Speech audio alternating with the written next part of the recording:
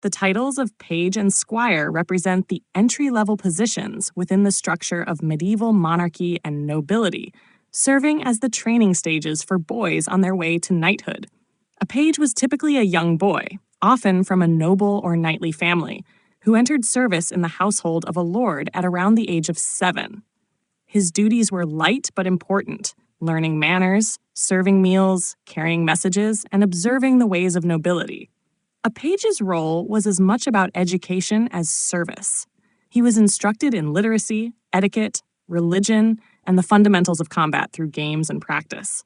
Around the age of 14, a page would become a squire, stepping into a more serious role as the direct attendant of a knight.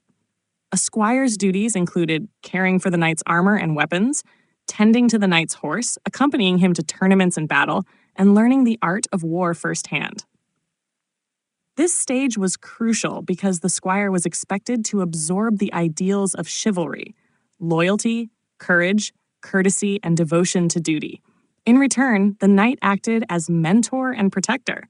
The transition from squire to knight usually took place in a formal ceremony, often on the battlefield after proving bravery, or in peacetime through the solemn ritual of dubbing, where the monarch or a high lord would tap the young man's shoulders with a sword and declare him a knight.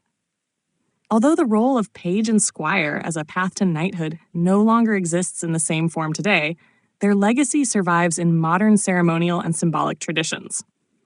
In royal courts, ceremonial pages still serve during coronations or state events, often drawn from noble families, but they do not advance into knighthood as in medieval times. Historically, many famous figures began their lives in these roles. King Edward III of England was once a squire to a noble knight before rising to rule, and numerous legendary knights of history and lore, including William Marshall, hailed as the greatest knight, began their journeys as squires. Interesting traditions associated with pages and squires include the page's early training in courtly dance, hunting, and music, which were as important as swordplay in shaping a noble gentleman. Squires often faced trials to demonstrate courage, such as guarding their master's armor through the night or serving on the front lines under supervision. The path from page to squire to knight was not just vocational training. It was a symbolic passage from childhood to adulthood, instilling discipline, loyalty, and honor. Today, while knights are honorary titles rather than battlefield warriors, the romanticized journey of page and squire still captures the imagination as the foundation of medieval chivalry.